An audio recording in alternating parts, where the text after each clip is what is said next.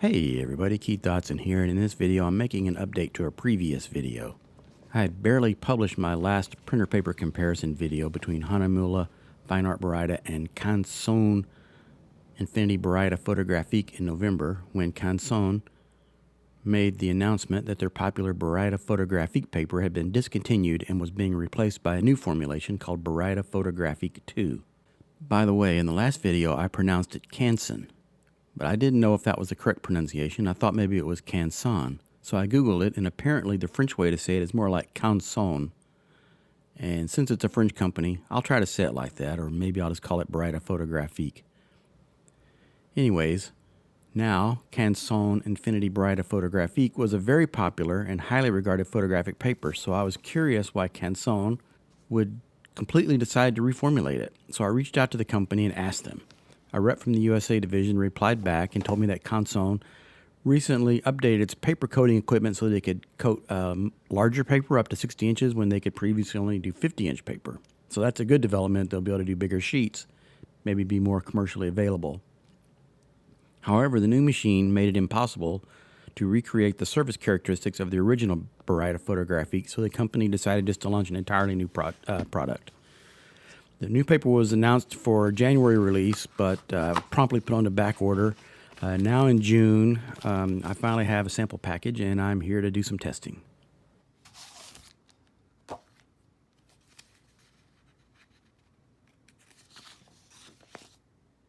In this video, I'll be showing you what the paper surface looks like, and I'll be comparing the same photograph printed on a variety of papers so you can get an idea of how the new formulation of Baryta Photographique II compares to other popular paper surfaces.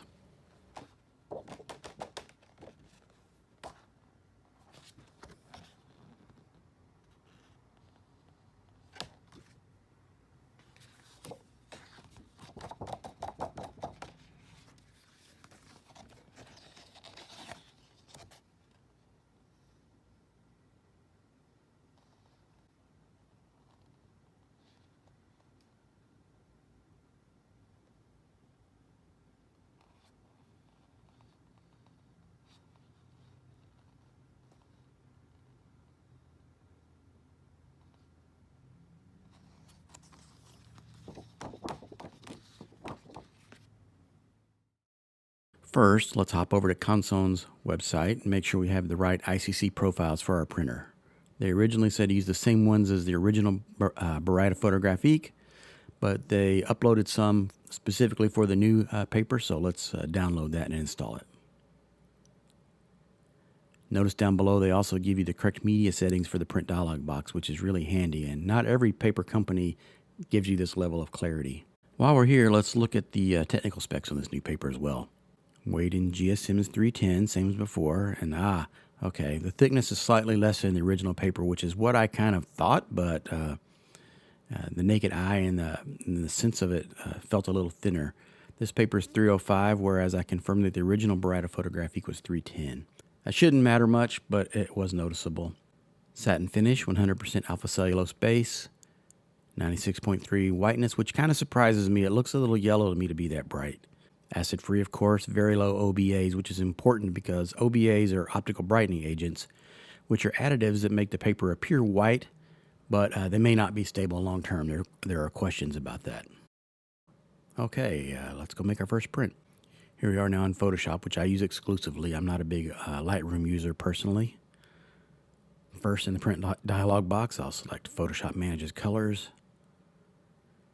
Then I'll select our newly installed ICC profile. Then over to the printer settings for a few more things, and away we go.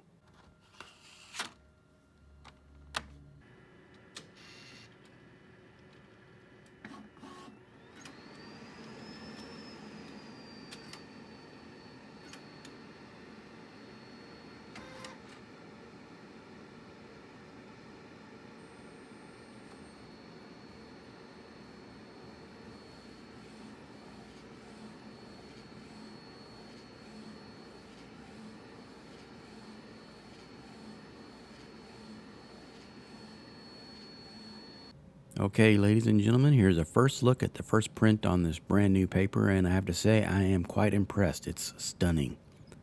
The richness of the blacks, the tonal rendition, the detail, the sharpness, all on first blush is just remarkable. I think Canson has a winner on their hands here, which, as you would expect, a successor to Baryta Photographique would be extraordinary, and this does look extraordinary. Here, as I pan across, we'll compare the new surface to the previously printed Hahnemühle photo from the first video. This is very close up, but you can see how the Canson is still more satiny than the texture of the Hahnemühle Fine Art Baryta, just like the original Baryta Photographique.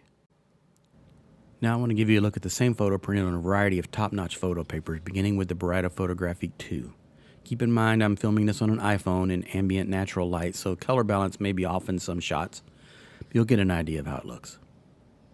This is how prints would be viewed ordinarily anyways in room light, so I think it's valid.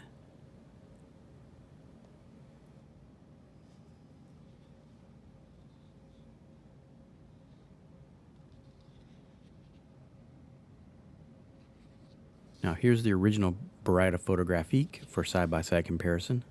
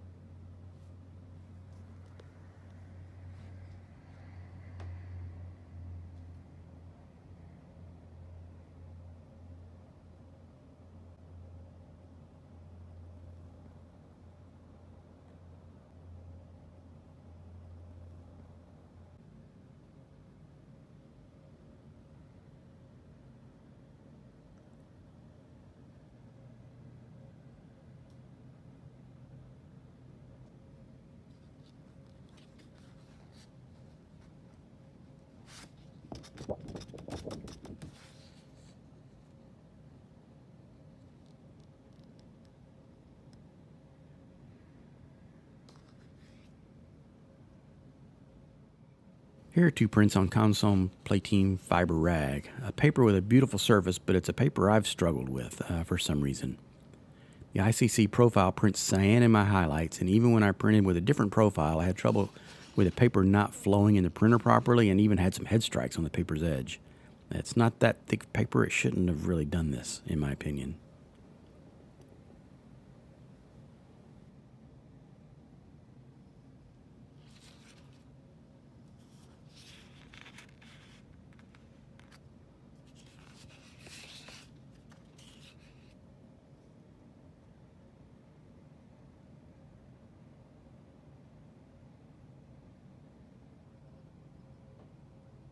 Here is Canon's Luster Surface Pro, a paper I've never had a high opinion of because it's plasticky feel, but it's bright white, makes gorgeous detailed prints. It's a workaday paper. It looks a lot like RC paper from the old darkroom days. It's very thin, but once it's matted and framed, it looks great, and no one would be able to tell the difference. I have to say I probably should have given this paper a closer look earlier.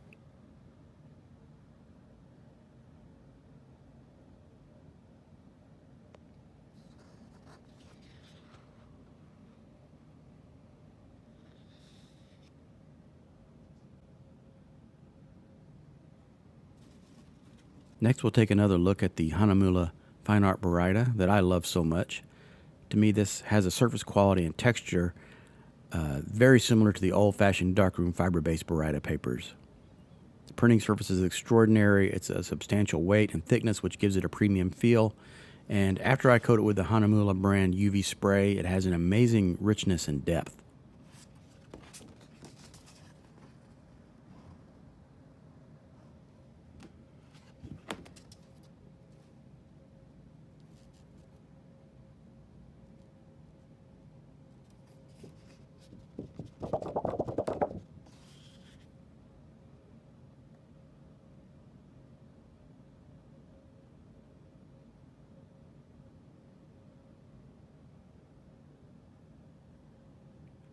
And we'll wrap this video up with a final look at the surface of the new Canson Infinity Baryta Photographique II.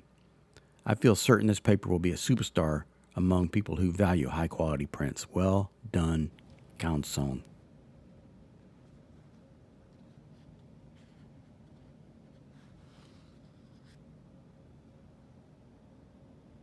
Thanks for watching, everybody.